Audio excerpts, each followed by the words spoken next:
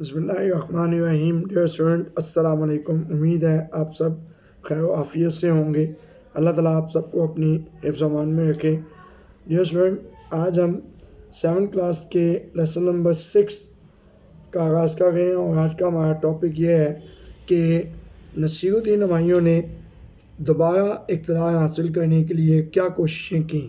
Dear student, آج ہمارا lesson صفحہ نمبر 13 سے آغاز کر رہے ہیں اور سب سے پہلے جو آپ کو لائنز نظر آ رہی ہیں جو ہائی لائٹ کی ہوئی ہیں، تو اس میں ایڈنگ آپ نے دینی ہے کنوج کی شکست. کنوج کی شکست. شیر شاہ کو جب ہمایوں کی تیاریوں کی اطلاع ملی تو اس نے فوراً کنوج کا رخ کیا. ہمایوں کی آمد سے پہلے ہی شیر شاہ نے اپنی پسند کی جگہ پر پڑاؤ ڈال لیا. ہمایوں جب یہاں پہنچا تو اسے مجبوراً نشیبی جگہ پر اپنا کیمپ لگانا پڑا. اسی دوران میں بارشیں شروع ہو گئیں اور ہمایوں کے کیمپ والی نشیبی جگہ میں پانی بھر گیا. جب ہمایوں کے سپاہی پانی کی وجہ سے اپنی جگہ بدل گئے تھے تو شیر شاہ نے اچانک حملہ کر دیا اور یوں شیر شاہ نے یہ جنگ جیت لی.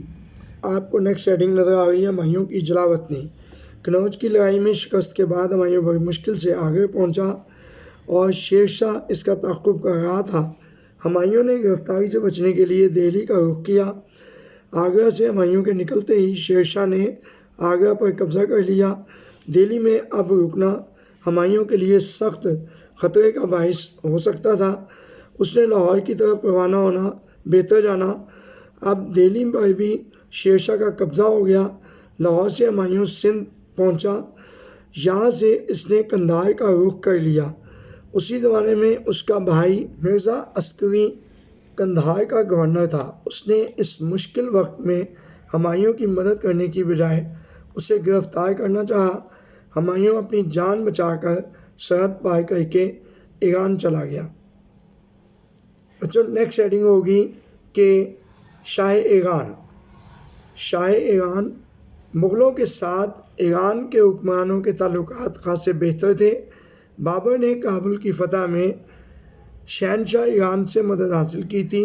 شہنشاہ ایران کو جب ہمایوں کے حالات کا علم ہوا تو اس نے سیستان کے گورنر کو ہمایوں کا شایان شان استقبال کرنے کا حکم دیا، بلکہ شاہ ایران نے تمام صوبائی گورنروں کو ہدایت دی کہ ہمایوں جس راستے سے بھی گزرے اسے عزت و احترام سے رکھا جائے.